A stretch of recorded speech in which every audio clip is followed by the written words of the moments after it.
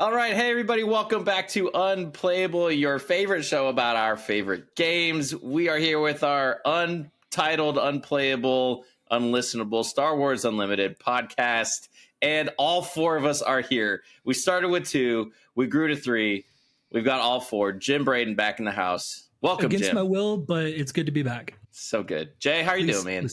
Oh, still haven't gotten my crown yet, so loving that. It actually sucks because it brings me back to when I had braces, and it's rough and it's a little thick, so it rubs my lip and it gives me like a sore there. And it's like back in the day I would have like wax that you could put on your braces, so it like doesn't do that, but I don't have that, so it just sucks. And you can't really chew food with that tooth, so you have to kind of chew on one side, right? It's not too bad. Plus, it's the front, so like I can chew on either side. Okay. I just can't really bite into things very well, but yeah.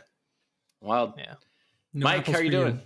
I'm good. I got this. I've had this kneeling chair for quite some time, but I've set it up at my desk, so I'm currently like in this weird position where my knees are being supported by the thing in front. My legs are sort of like dangling behind them, and my back is upright only due to my own posture. And so I may start to slouch and or start to hate my life by the time we're done with this podcast. I've heard of like standing, but like kneeling, it's kind of like at church when you have the pews that that fold down and you like kneel.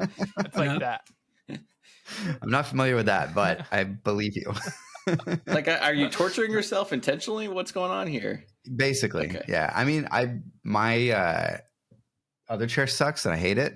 So just trying to do other things that are not that chair. Yeah, this was the closest thing I had to something, and that's the sort upgrade. of forced me to be a little bit more active. So what you're saying, Mike, is that FFG has an opportunity for a prize wall item. That's right. Give us a chair. It's supposed to be a nice chair, but I hate it. Dang, that's tough. It's a chair everybody says to get, but I would not recommend. It's too mainstream for you. You can't handle that. That's right. Yep. I need to be in this super hipster kneeling rocking chair thing. I'm excited to slowly see you descend throughout the episode and then start turning side to side as well, just to kind of keep it going. Yeah. Awesome. Well, you know what? I planned a little icebreaker, but we're just going to get right into it because we just got so much good stuff to talk about. And there's 4 of us. So hooray. Let's jump in. So first of all, we need to know, old J-Bray, Jim, we've asked this of the other 3, but how are you feeling about Star Wars Unlimited? And yeah, where's your head at right now with this game? We got 2 months until this game releases.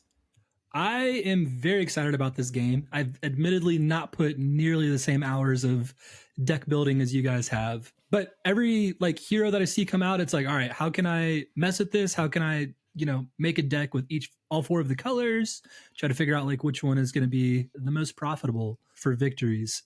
So it's just been cool to look through and kind of see like, all right, how are these heroes wanting to play? Is it just put in the good stuff for each hero or not?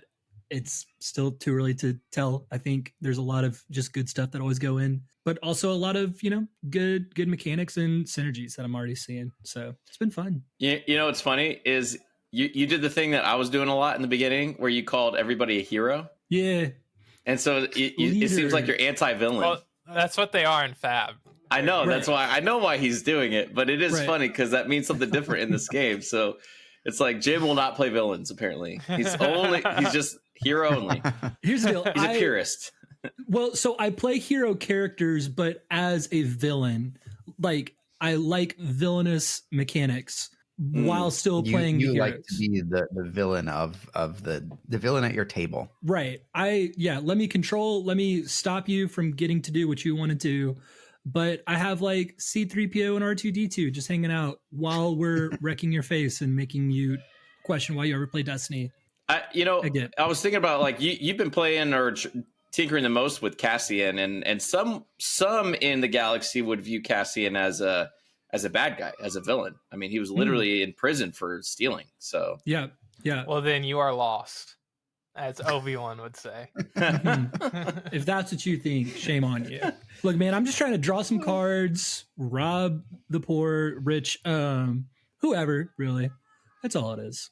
So good. But So Jim, give us your quick take on what's your favorite leader so far, and what's your least favorite leader, and why is it Hera? So here's the deal. I wanted to say Hera so badly, but like when Hera did come out, I will say a part of me was like, oh, I want to like get the Spectre team together and just see what it looks like. It didn't look fun. It wasn't fun. And I think I'm gonna ask you a question right now, Jim. Go ahead. Who are part of the Spectre team? You really gonna put him on the spot like that, Coach? Someone had to. Someone had to. So we got Hera, obviously. Yep. Of course. We got our old Kanan. We have Ezra. Am I struggling or am I doing okay? You got three. You're on track so far. Cool. We got Sabine, of course. You're doing so much better than I thought you'd be doing. We got Zeb. Hey. Wow. Are we counting Captain Rex or no? Well, he doesn't currently exist in the game yet, but I just meant like within the Star Wars universe. Yeah. We can count him. Okay. We can count him. Yeah, let's toss Rex in there. Some would say Hondo Ohnaka is Spectre. Interesting. You know what, Jim? I respect that answer. That was that was much better than I had. Did I tell you guys? Oh, that's right. So you missed Gary though. I just downloaded Star Wars Galaxy of Heroes and I've been playing that game for a while. So I can learn. The Phoenix Squadron is that one. So that's how I knew Rex is in there. So there's convenience in it. Hey, it paid off right there. What's the old rebel guy's name that fake betrays them in like the season finale or whatever? He's got white hair. The governor? He becomes the governor, I think. Governor Azadi? Yeah. Would you consider Azadi? him Spectre? I think he was part of Phoenix Squadron, but I don't think I think they're probably different. I think Rex may be even not technically Spectre, but would be Phoenix Squadron. Yeah.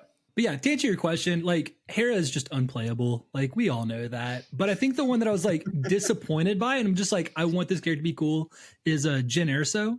I see that card. No part of me wants to build that deck. Yeah. Like even I can appreciate that. I think so Jyn Erso is the 6-cost 4/7 leader side. And it's when a friendly unit is attacking, the defender gets -1/0. So it's only during the attack that the ability is even triggering. Like it would be cool to me if it was like, hey, every time your hero attacks the character attacks, the defender gets -1. So like it could stack potentially, but that's not how it's written. So it's just like no part of me wants to build that deck. I'm not excited about it. I think even if it was good, it just feels like vanilla Hearthstone to me, kind of mechanic. And it's like, I want that character to be way cooler. So I think that was one I was most disappointed by. So I'll say Jyn is my least favorite. And what about your favorite? Yeah, what's your favorite? My favorite, that one is tricky. Let's see. Probably I'm like looking through right now. Yeah. The shocker of the day. Let's go. No. Man, I've been having so much fun, like just with the cunning heroes. Probably Boba Fett or Han Solo. Like they're just fun to play. Hero Boba Fett. Did you hear that, guys? Yeah, Hero Boba. So he's really turned a new leaf. I mean, at the end of the show, when he's in with the Mandalorian, he's kind of a hero, right? Yeah, I'm a big Taylor Swift fan, so you can be my anti-hero. That's all good. I thought you were going to say Cassian. You've been building Cassian so much, but no. Just because I wanted to see if it could be done. I don't think it's good. I don't think I was talking to Mike about it. It's just more rebels are pretty good in this game, and so you can build it. But I don't think there's enough powerful low cost units to make Cassian good yet, but I could see it working out if there's a lot of good kind of 3 costs and less, so you can play 2 to 3 a turn. Then we're going somewhere. But I think it's just too small of a sample to be able to make it work right now. Well, there you go. That's my take. There you go. All right. So jumping into the conversation lab, we've got a few things to chat about today. It's a little bit of a news, but not news, not a formal announcement, but we got some information about the Star Wars Unlimited Roadshow that's happening. Yeah. Let's talk about that. Yeah. So the timing of this was weird. So yesterday I held a kind of local meetup. We're all hanging out there. And one of the employees at the store said, hey, do you want to be an official demo of the game? I'm like, well, that's pretty much what I do already. But I'm like, what exactly do you mean by that? And then he's like, here, look at this, application, and they sent me this. And I was reading this before anything had popped online. I was like, what in the world? And then eventually I was like, I don't know what I'm supposed to do with this, or this is public. And then someone from a marketing manager from Atomic Mass Games tweeted out that basically 100 stores around the country have been tapped on the shoulder to host this roadshow event between January through March, which sounds like Cascade Games has basically been hired by FFG to host these 16-player events where you get to come in and demo the game at a local store, though. So they're hiring staff basically to run these events all over the country. And there's a bunch of locations listed. And so I've been encouraged to do it for the kind of Chicago area, but there's a bunch in there. You can kind of look at the application yourself. It's all over online. But Mike, you had some quick comments on this. What do you think about all this? I just think it's very cool. It shows that FFG is wanting to be in your local game store and that they're taking it seriously, right? It's like, what better way to get in front of retailers and sort of show your commitment to promoting the game and supporting the game than having people in your store teaching other people that are going to, visit your store and buy product from your store, how to play and how to get into it. So I think it's a good way for them to drum up a little bit of hype around the game, get people interested, get the word out, and also see what the response is like from stores as well. So just seems like a really cool, smart idea in general. I'm pretty excited that they're doing it. And so much better than just sending a store like a demo deck to just say, here, figure it out. I think I was listening to one of the other Star Wars Unlimited podcasts. I can't remember exactly which one. It might have been Wampa Radio. And they were talking about basically that, where a lot of companies will just send demo decks to a store and say, here's a pamphlet with the rules, figure it out, host it yourself, whatever. We'll give this to you. And it's up to you to get people to, participate and be interested and teach people and learn the game. But with this system where you as a person who's hired by Cascade Games, if you're a demoer, you bring all the product, you have the knowledge, you're the one that's kind of running the show, teaching people, you theoretically have already a knowledge or investment of how the game works. So I think it's really smart. Jay, Jim, anything? I think he hit it pretty good. I think this is they're showing they're putting even more resources into trying to get the game out there, which is sweet. I kind of want to apply for this. I haven't even checked out the the form yet to see if there's any stores in Florida or not, but I would be interested to seeing if they are. If there are, I would totally do it. I wonder how they chose what stores are going to get this, since it kind of seems like there was no application process for this, so stores didn't know it was going to happen. Have the stores been chosen already? The only thing we know is that tweet that said 100 stores were chosen. I kind of wonder, do you remember how, stores were sending out, it was like a preliminary, not a pre-order, but like a pre-order. Like a pre-order. Where they said hey, how many do you think you're going to want to buy? So I wonder if they kind of chose from those stores who said, we think we're going to order this many boxes, and just said, okay, well then here's this thing. Yeah, maybe based on that. In the application to sort of become a demoer, one of the questions is do you live in or very close to one of these major metropolitan areas? And it lists, a bunch of them throughout the country. And is Orlando or Miami on there? Both of those are on there. Nice. Yeah. Miami's closer, so Miami would work. There's 8 different regions in Florida that have. Oh, nice. What else? That are Is listed. West Palm Beach or anything? Tampa, Tallahassee, Cape Coral, Daytona Beach, Jacksonville, Lakeland, Miami, Orlando, Palm Bay, Sarasota, and Tampa. Okay, that's a lot. I only know 4 of those. That's a lot. Yeah. Yeah, there's quite a few for California as well, and there's one close to the, I guess, major metropolitan area that I'm 15 minutes away from. So Nice. Hopefully I'll be able to participate. Yeah, Chicago's just Chicago, so it's I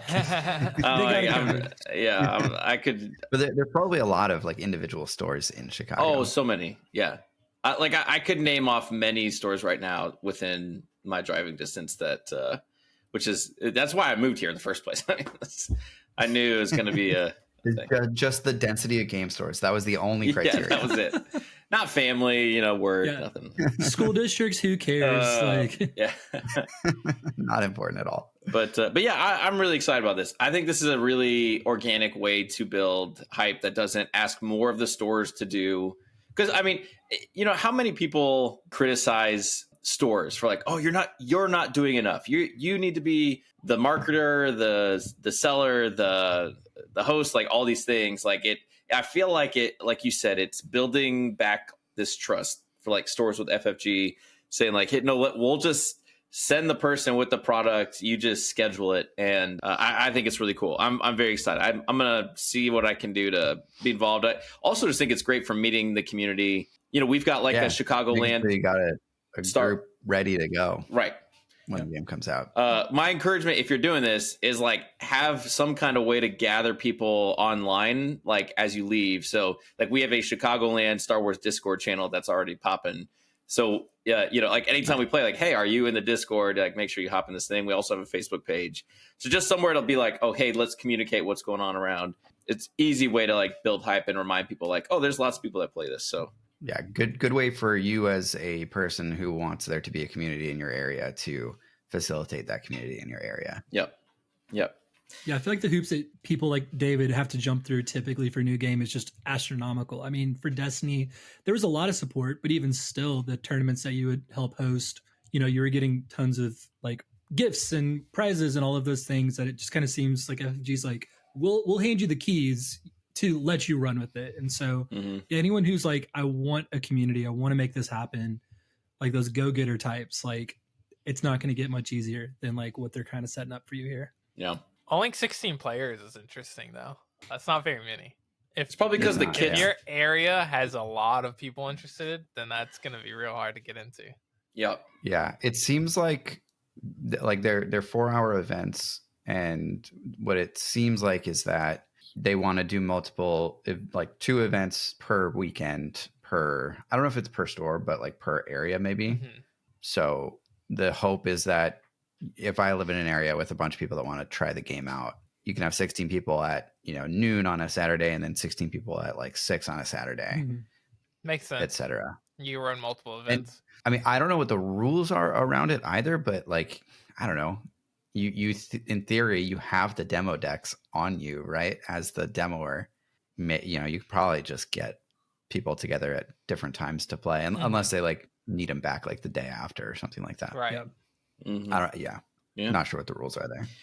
In any case, I think it's overall a huge positive for it. And I know Asmodee has a call with retail stores in the next couple of weeks. I think it's like maybe January 10th or something like that. So I'm sure we'll learn even more when that happens. But I think some of these events are even happening that soon. So it's this train is like fully loaded and leaving this day. Like we got through Christmas and now it's like full steam ahead. Here we go. Time has definitely flown by. Like the game will be out pretty soon. It felt like it was like so far away when we were at Gen Con, and then now it's already January, so it'll be here before we know it. Yeah, I think all those conversations about like is this too early to start building hype? It's like, no, they did well. They really did. Yep. Definitely. All right. We're going to move on. Our main topic today, I figured we're at the end of 2023. We are days away from New Year's. There's no calls from Hollywood this time, Jay. So you don't have to worry about any of that. But we do want to look back on 2023, and we don't have the full set spoiled yet. We don't have all of Sparker Rebellion, but we do have quite a few. So I just want to take a moment to talk about our 3 favorite cards. And I said favorite. I didn't say best cards. I didn't say most competitive. I just said favorite. So you can take that for whatever. So your 3 favorite cards that were revealed in 2023, we're going to start with our number 3. And when you say your card, you need to read what it says, because we're going to, Mike and I were talking, we need to be more friendly to our new players who are popping in and make sure that we are, and especially for our people listening on audio feeds and podcasts, we need to read this stuff off so they can follow along too. So without further ado, this is our top 3 of 2023. Mike, why don't you kick it off? What's your number 3? Let's go. My number 3, I didn't realize I was supposed to order these. So yeah, in order of favorite. Well, pick it. I'm going to go with the weirdest one that I picked, which is Tarkin Town. Come on. Oh, here we go. Tarkin Town is a 25 health red base that has an epic action, deal 3 damage to a damaged non-leader unit. And I just like it. I just think it's fun. Just like and it. it makes That's why people makes your come to our opponent show. play in weird ways. You can get a lot of value out of it and, push some early game board advantage. I find it my favorite of the cool bases. Oh, I think a lot of people's cool base favorite would be Energy Conversation Lab, but for me, it's Tarkin Town. Tarkin Town. I think I agree. I like Tarkin Town the most. I think by far it's the most valuable. Both because it's red and red is far. I think far. One, because it's red, and I think red is the best color right now. 2, because that early board advantage can like literally swing the game so well into your favor. I think it's so good. But you could argue that getting a unit to ambush is more valuable than hitting a already damaged unit with 3 damage. Look, let's just wait in 6 months and see who's right about this, Coach. Which, we need some data. Is the Conversation Lab or Tarkin Town played more? Better, but I like Tarkin Town better. Wow, that's shocking to me, but I like it. That's a good hot take to kick things off. That's It wasn't even my card. My favorite. All right, who's next? All right, Jay, you go next. Me next. All right, yeah. Cool. So this was super difficult to pick my favorite 3. This one's my least favorite. That's why I'm putting it at number 3, and because it's not per se an interesting character or anything, but the value stack that you get from this card, it just draws me in. And this is a 1-cost red card that can be played on either hero or villain. His name is Bethnic 2-Tubes. He's a 2/2, and on attack he gives another red unit raid 2. And you get so much value from this guy if he gets on the board. He's one of those cards that like you play this turn 1 and your opponent feels like they have to deal with it immediately, because if you have this on the board for 3 turns and you get all that value, it's just too good. This slots into this perfect. I like playing aggro decks. This slots perfectly into either villain or hero red aggro decks. So yeah, I like this guy a lot.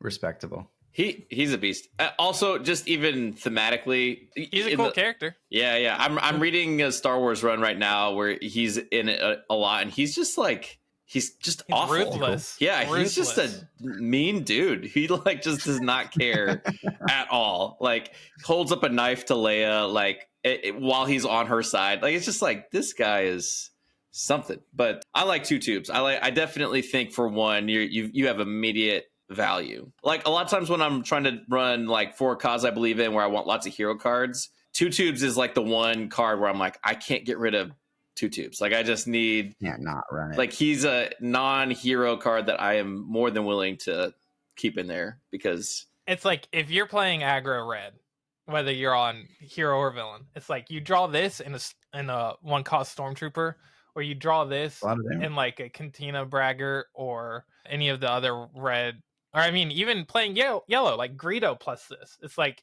being able to play 2 1-costs that are this valuable. So good. Preferably 2 red because he gives another red unit. But I mean, yeah, I think he's still great. All right, Jim, you're next. Good. Jim, you're up. So I cheated as I typically do, and I chose 2 cards for number 3. Oh my god. There's a reason. There we go. So they're from a starter set, and it's R2D2 and C3PO as like a combined pair, because I do like it when games include combos that are easy to spot and feel fun. Individually, you don't play these cards. You only play these 2 cards together. So R2D2 is a 1-cost, just a hero unit, so you can play it with any color combinations. He's a 1/4 rebel droid. Says when played / on attack, look at the top card of your deck. You may put it on the bottom of your deck. Otherwise, leave it on top. And then C3PO costs 2 1/4 rebel droid. And is when played on attack, choose a number and look top card of your deck. If its cost is the chosen number, you may reveal and draw it. It's not like the craziest thing in the world. I think it's pretty solid, especially like for starter deck versus starter deck. It feels fun, thematic. They obviously combo well together, but it just is a cool starting piece, in my opinion, for how to learn how to deck build. What do combos look like? That's what I'm going with for number 3. All right, look, I don't know about David and Mike, but Yeah. I'm reading this text right now, and it says, I'm going to ask you to name your 3 Yeah, favorite cards. right. I just love the droids so much. Are you not 4? Right. Jay, I'm from Kentucky. I'm just making sure you know how to read. Good. Right. But like, All right. but why would I just say R2D2 when he's only cool with C3PO? They're a package deal. I've seen some people run R2 without 3PO. I don't know if that's correct, but I've seen people do it. I mean, if you're just looking for like decent 1 cost, sure, the stat line 1/4 is fine for a scry 1. But I'm just like, give me the combo, let me do the scry, and then get to draw the card. It feels cool. My gut is that you're just still playing Destiny and you saw droids and you're like, oh, That's droids. exactly what's happening. I told you I sold my collection over there, but secretly I've been running events every single week. That's why I can never hang out with you guys. We're learning so much. Mike, what do you think about the droid pair? I like them a lot for a lot of the same reasons. Thank you, Mike. Yeah, I think they're like a couple of my favorite card designs, I think, in the set. They feel super thematic, right? Because I imagine it as R2 sort of like, slicing a console, like showing you what is on top of your deck and sort of giving you information that you're not supposed to have. And then C3PO sort of following up and being able to talk his way into you drawing that card. So I don't know. I really like them. I like them together. I have swapped out, I don't know if this is right or not, but I've swapped out Cantina Braggart for R2 in Sabine because I figure like Cantina Braggart's probably going to deal 2 damage before he dies. R2 probably also is going to deal 2 damage before he dies because he has 4 health. And his ability can help you either remove a card that is not a hero card from the top of your deck when you want to play 4 cause, or work with Ezra even because you have Ezra in that deck. So I don't know. I would play it by itself. All right. But yeah, I like those as cards. They are very clearly 2 cards, not 1 card. 100% 2 cards. Like I told you I cheated. I think that's my. What about you, David? Yeah, I think every time I start with them, they end up being cut because it's just 6 cards in a 50 card deck. Yeah. And I don't mind it. I guess where it feels okay is in Luke, because you want to be a little undercurved to be able to play R2 and shield them, 3PO shield, and do that. I play them in Han a lot also. Yeah. It's because I like the card advantage when you're spending a bunch of cards to get extra resources. I also like them in blue because you can entrench them. And just because it's a lot of health, that's 7 health and you're hitting things. Most of the time 4 damage is enough to kill something. So I like their design. Again, we're not talking just competitive. This is favorite, quote unquote favorite cards. So and what is your number 3? My number 3 is old Stanky Bosk. Bosk is a 5-cost yellow villain, underworld bounty hunter. He's got 4 power, 5 health. He's got ambush and an ability that says when you play an event, you may deal 2 damage to a unit. I right now cannot imagine a single yellow villain deck where I would not run Bosk. He comes in at the right time. Him having 5 health puts him just a little bit ahead of Callus for me because there's so much that deals 4. I feel like he can, most of the time when he's ambushing in, he's not dying. Whereas Callus, I feel like, dies a lot. And then he also, after he does that, if you play with Boba Fett and you get resources back, you can drop events and you can do more damage. I made the mistake in a game recently where I left Bosk alive for like 2 extra actions and I lost 2 units because I left him alive for 2 extra because he just action. I'm like, I'm an idiot. Like I cannot leave him alive. So I love Bosk. I've always been, even just thematically, I love bounty hunters, and I like grew up reading bounty hunter stories, and I like Bosk, and he's never gotten, in my opinion, like his full power in the games that he's featured in. So I like that Bosk is good in a Star Wars game. I like that answer. Super fun to play. All right, Mike, what's your number 2? My number 2 is the Millennium Falcon. I knew if there was any card that was going to be on your list, I knew it was going to be this one. Kind of sweet. I'm really curious at the end of this how much overlap we're going to have, because we've had none so far, and that's pretty cool. If I made a top 10 Falcon, least favorite cards, this would be on it. Really? Not because I don't like the card, but because it's just so good. It is so good. It is a 3-cost space unit. It is Yellow Hero. It's a 3/4 underworld vehicle transport. This unit enters play ready. And when you ready cards during the regroup phase, either pay 1 or return this unit to her owner's hand. So I just love this card. It's just so good. Like what better are you doing on turn 2 than playing a ready 3/4 in space? I don't think anything. Nothing. And you can play it on turn 1 with Han. And I love playing Han. So it just fits right into there too. So good. But it has the flexibility of if it takes damage, you can return it back to your hand and play it again. If you don't want to restrict your resources, you can return it to your hand and then play it again later. Ready? So yeah, I'm a massive fan of this card. I think it's one of the best cards in the set. One of the most fun cards to play. That's it. I don't disagree necessarily, Mike. But I think the Falcon tax can like subtly chip away at your. You're great. That's why you build your deck around it. Yeah. Or like you keep that in mind when you're playing it, and you don't get greedy. And It is. I don't see it. I view it more as an upside than a downside, I guess, is what I would say. Wow. Okay. It is so perfectly tailored for what Han's trying to do. Like it just like a cool like leader design, and then it doubles down on like letting you utilize that. In a really cool That way. interaction is so fun, Agreed. like, and so thematic. Yeah, I love the interaction there. Yep. But like even in I was being very nerdy, and I was mapping out like lines of play that you can take in Sabine, and like the maximum amount of damage that you could possibly do by like turn 4, and every single version of the maximum amount of damage that you could possibly do is playing Falcon on turn 2. Yeah, that's pretty nerdy, but I respect it. I put it all in TTS, and like I made grids, and I was like, okay, turn 1 you do this or this. I was hoping there was an Excel sheet. Max amount of damage. Turn 2 you do this or this. I think the most was like you could do 45 damage by the end of turn 5, I think. Wow. Or the end of turn 5 you could do 45 damage or 47 damage or something like that. That's if nothing with some combination dies. of like 2 1-drops and then Falcon and then K2 and whatever, and just go down the line. Wow. And it was pretty fun and pretty wild. But Love that. So yeah, much. the best version of all of that was Falcon on turn 2. That's It's a good interesting.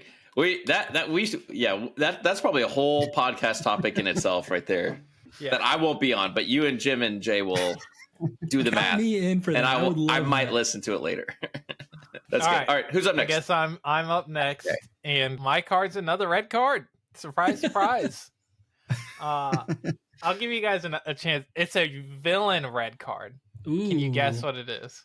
Easy. Based All right, on what I like in this game. Yeah, based on what you like to I do. should have clarified. I did say no leaders for Yeah. these lists. I didn't No mention at the leaders. beginning. I specifically said no leaders. So no, yeah. So we all know he was going to pick IG88, but don't choose that now. Yeah, that was easily number 1 until you. Oh, I know what it is. What I think- is it? I think I know what it is. Say it.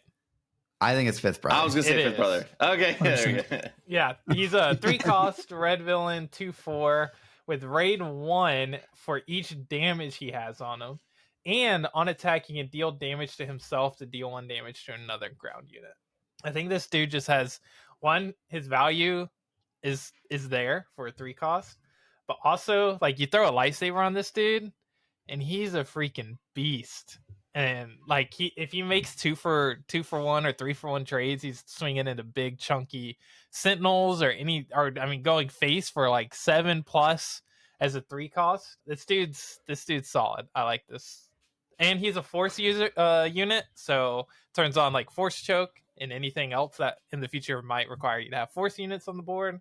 Yeah, he's sweet, and I like his character too. Like in Rebels and in Obi-Wan, he was pretty cool. So Fifth Brother. Yep. I'm very on board with Fifth Brother as pick number 2. He's so good, so flexible. Yeah.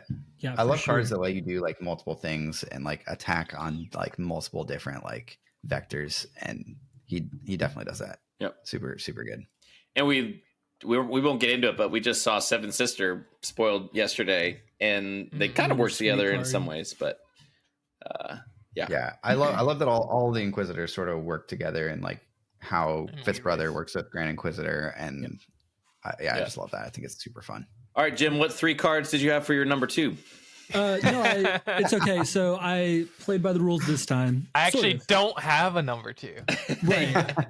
They're all my number 3s. Just kidding. No, I was going to go with a yellow card, and it's going to be Ezra Bridger as my number 2. So as far as just like Read it off. sweet value goes, so Ezra, our lovely Spectre unit from the Phoenix Squadron, David, if you were trying to take notes on who he is, he's a 3-cost, 3/4 Force Rebel Spectre, and he says when this unit completes an attack, look at the top card of your deck. You may play it, discard it, or leave it on top of your deck. So this is just easy like card advantage, which I'm a huge fan of.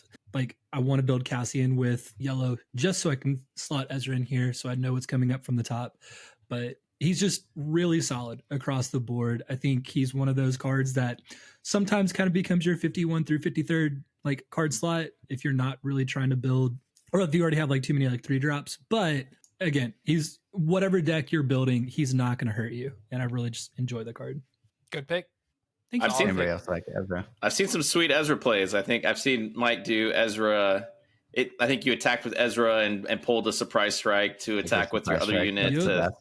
Yeah, which is just Or Ezra Fleet Lieutenant. It's another good one. yeah. You got the He's units. he's got a lot of flexibility, and he's got a lot of things that just combo with him really well. Mhm. Mm-hmm. Yeah. Like just generically combos with him Yeah. well. And his stats are pretty good. And his Yeah, like that stats are R2D2, you know, you check that top card first, and then you're like, all right, I know what it is. Let's play him. That's why you would not Mhm. play C3PO. I mean, I'd he be cool with almost that, but gives you another card in hand every turn. Mhm. Yeah, Essentially. For sure. Yeah. Yeah. He also combos. pairs really well with C3PO too, where you can look at what's on top of your deck and then draw it with 3PO if you don't Mhm. want to play it immediately. Yeah. Oh, true. If you're Yeah. using a lot of like battle tricks, I think he's incredible to toss in there, and you have the Super choice fun. of like, all right, how am I going to utilize this card? Yep. Solid choice. All right, David. All right, my number 2 Your number card. 2. My number 2 favorite card is a red hero because I No will always leaders. have a soft spot in my heart. But it's K2SO. I almost picked him. He's sweet. K2SO. He's awesome. He K2's is. great. He costs 4. He's got 4 power, 4 health. He's a rebel and a droid. He's got overwhelm and a sweet ability when defeated for each opponent. Hello, multiplayer. Choose one. Either deal 3 damage to that player's base, or that player discards a card from their hand. And also, the art is sweet. It's that moment in the movie he catches the grenade and just like throws it back. I love that. That's such a perfect scene for this. But I love it. He just immediately he hits the board. And immediately your opponent's like, oh gosh, what do I do? Because if you don't have bounce effects like Waylay or Cantina Bounce or whatever, like he's going to hit your base for 3 most of the time. There's probably some niche cases where you might want to pull a card. I think they're going to be rare, but I think they're going to, it's most of the time going to be 3 damage. So if he's left alive, even just 1 for 1 turn, it's all of a sudden 7 damage. And then it just keeps escalating. So for a 4 cost and a rebel, he works with Rebel synergy. I mean, what's not to love? He's just a beautiful robot. It slots He's perfectly so into good. Cassian, so it's great. It's almost like they planned it. Literal name is card. Cassian's accomplice. Lots All right, of Mike. Well, let's go to our number 1 favorite card revealed in 2023, end of the year. What you got? Number 1 favorite card. I have a feeling that this is also David's favorite. Oh, But I have 2 guesses for what your favorite card is. oh, okay. Don't tell me All right. until we get to yours. And I want to guess. Okay, But- no reaction. My favorite card is Luke Skywalker. Ooh. Hey. 7 cost, 6/7, the ground unit, obviously. Force Jedi Rebel, restore 3. When played, give an enemy unit -3/-3. For this phase, if a friendly unit was defeated this phase, give that enemy unit -6/-6 for this phase instead. So not only is he a gigantic heal machine, he also defeats one of your opponent's units when he enters play, basically. And he's just really strong, super fun to play. I have nothing bad to say about this Luke Skywalker. His lightsaber is green. That's another great part about it. When I was a kid, I always I watched the movies in order, right? And then when episode 6 came out and his lightsaber was green, I didn't know it was going to be green before I watched the movie. Green was my favorite color when I was a kid, and I was like, "Oh, this is so cool!" I didn't know that this could be a thing. So I have definitely a place in my heart for that. I actually have the green lightsaber right here. So Wow. very excited about the art on this card, and yeah, just love it. It's so good. nice. Nice. Yeah, he's great. He's really, really, really good. So Luke we'll talk has about it wrecked again in a minute. Luke has wrecked me many times, many times, and he will continue to do so, I'm sure. So great choice, Mike. All right, time for my number one.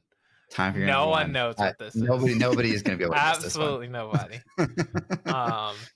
Anyone want to take a wild shot in the dark? Is it red? It's Oh, red. man, I think it's probably what's the worst red card? I'm gonna close my eyes, scroll past all the red cards, and just land on Wampa. one. All right, I got it. I landed on Vader's lightsaber. No. Good try though. Yeah. It is Mace Windu. Obviously. What? No way. I'm pretty never sure would've guessed. David didn't know. And he Never was like, would've guessed. oh, yeah, of course that's what it is. 7 cost, 5/7 ambush when this unit attacks and defeats a unit. Ready him. This party's over. And that's all I gotta say. This dude's a beast. He's a good card, but also is Mace Windu. So What's Should your be my number nickname one. for him in this game? Mace Wind Doggy Dog. When Doggy Dog? Okay. Yeah. That's a solid one. That's it. Great pick. I had a hard time not also picking Mace Windu, but I knew Jay was going to pick Mace Windu. There you go. Yeah, it's good. All right, Jim. Jim. Okay, mine, there's no way you're going to guess it. You don't But think so? no, it's a blue What card. color is it? Blue? It's blue. Yeah. Huh. I can even give you the faction. Okay. Yeah. It's- what it's what other villain. aspect? Blue villain. Blue villain. Blue Dooku? villain. I'm gonna say Take a Dooku look. It is Dooku. Yeah, Yeah. Dooku. Nice. because he Dooku's almost made like my top sweet. 3. Yeah. So Surprise Strike was my honorable mention for the 5th card that was in there, mostly Oh, because every gosh. time I see it played, I just think of Mike going, "What? It's a Surprise Strike," and that makes me happy. But Count Dooku is a 7 cost, which we're all picking the 7 cost awesome cards. He's a Hey, 5 and my list could have just David's going to all, pick an 8 cost card. Yeah, my list That's my literally guess. could have just been 7 costs. Like Agreed. Count They're Dooku, Han, Mace, Luke. It is that sweet spot where like the mid range to like control style, like you can sneak it in there and be okay with Yeah, it. it's like not too expensive that like a normal deck could Like, possibly play it. We'll get there and make it happen. And so Dooku is 7 cost blue villain. He's a 5/4, which is not crazy on the stats, but he is shielded. So the first time he takes damage, it just pops the shield. And it says, when played, you may defeat a unit with 4 or less remaining HP. So he's got some control on him. So it's like he's coming out, swinging right away, rocking your world. He's got shield. So it's like, well, shoot, I have to take care of him. It just feels thematic, feels reckless like Dooku is. And I love it. I think it's fun. Yeah, He's so he's good. really good. Card. Super good. He's so good. Probably my favorite villain card. I didn't pick a single villain card on my list, which is interesting, but I've been playing more hero in recent times. Mine so. was perfectly balanced. All 3 were red, 1 hero, Yeah, all 1 red. villain, and 1 neutral. Thank you for that, Jay. That As means a all lot. things should be. It's funny. I picked 5 cards, so I'm Yeah. Yeah, to Jim, they're all heroes. Wait, Count All Dooku right. doesn't save the world? What do you mean? From a The certain point of Confederacy of view. Independent Systems was right all along. All right, for my number 1 favorite card of 2023, Wait, can I guess? Mike, take it away. Is it home one? No, Oh, it's a redemption now? no. Is it Come on, Luke? Mike. Is it I'm Luke? disappointed in you. I was hoping it wasn't Luke, just I- because I wanted it to be different. It's not Luke. What? It's You- not? Yeah, you. Wow. That's 3 strikes. You're out, Mike. You You're lost. Oh, wow. I Yeah, clearly thought Yoda. I thought we were I think friends, but you're I gonna don't know. you're gonna shake your head Yeah, I'm probably gonna. the do second one I of say these. this. Yeah. Overwhelming barrage. Ugh. Come First on, Mike. favorite? Yeah, you're right. Yeah, It like, goes in literally every deck you make, even out of Yes. aspect. You'll pay Yes. 11 for that card. yes, I picked a 7 cost card just like everybody else. It's great. Yeah. Okay. That's fair. But you I said, I was deserve like, that. what? It is, yeah. If I'm in green or villain, I'm always like, overwhelming barrage. So overwhelming barrage it's 5 cost green villain event. It says give a friendly unit +2/+2 for this phase. Then it deals damage equal to its power, divided as you choose among any number of other units. Quick anecdote. Yesterday, I was doing this local meetup, and my wife's cousin is in town for Christmas, and he came. And he played this with his Vader deck against a Krennic, and he had Vader with Vader's lightsaber and played Overwhelming Barrage on him, and he like wiped his opponent's board, and I just saw his eyes light up, and he looked at me, And I was like, if that moment doesn't hook you in this game, I don't know what will. And he just said, I feel so powerful. I'm like, yes, As that's Vader exactly right. should. So I just love this card. I love the damage across the board. It's ground and space. It's also stat buff, so you can attack with it. It just feels good. I always feel better when it's in my hand for whatever reason. It's just, plus the art is great and all the things. So overwhelming brush. It is undeniably powerful. Not a single Incredibly crossover. powerful. 12 different cards. That's the most incredible. surprising Well, thing. 13. Well, oh gosh, 13. Right. That show. Lucky number. 14 if you count. I think that shows a well-designed set where each of us can have completely different favorite top 3 cards. I love Yeah. that. Pretty great. Yeah, no doubt. Did everybody choose unit like characters, or was I the only one who chose an event? I did not choose. I chose a the base. Oh, you chose the base. Yeah, that's right. I stuck with units. Yeah. Which makes sense. Next That's what you year- want in a Star Wars game. You don't They're want. cooler. Yeah. Next year we'll do favorite. If it's top 3, we'll do favorite base, favorite event, and favorite unit. Oh, yeah. that'll be Upgrades fun. don't count. I almost picked like cunning, but it's like, I was close to picking cunning, and I was close to picking entrenched. Actually, yeah, Ooh, nice. Entrenched is It's- fun. just not as It is cool fun. as a unit. fun and flexible. Yeah. Sweet. That's good. Awesome. Well, yeah, this is the end of 2023. So in I don't know when this is posting, but we're basically going into the new year with 2 months before release. I think we're about to get a slew of spoilers. It's going to be, just a flood. Like, it's going to be great. And we haven't even talked about the new Darth Vader unit that was spoiled on Christmas, which is also Not yet. insane. There's just so much to talk about. It's so exciting. I'm pumped. I'm ready to get events going and Yeah, same. Bring on the draft. I want to draft in person. yeah. Oh, I did get to draft with Garbage Rollers, so Yeah. shout out to them. That was super fun. Yep. I want to draft in person so badly. Yes. Yeah. That will be fun. Even sealed. I like sealed. A lot of people don't like sealed, but I like sealed too. It just I do gives you enjoy a sealed. little bit more control. Or like, I don't know. You don't feel as much pressure as like, oh my gosh, why I do that? And so it feels. But all right. Final thoughts. Anything? Is it March Thanks for yet? watching. Hey, if you're not in our Discord, make sure you hop in our Discord. We got Star Wars Unlimited conversation happening all the time, along with some other games as well. We'll link that. And remember, you can watch this on YouTube or listen on whatever podcast platform you use. If you prefer to use, like me, when you listen to podcasts, I like to listen while I'm driving or mowing or doing other activities. So you can do whatever you want. But that's all from us at Unplayable. We'll see you next time. Bye. So long. Bye.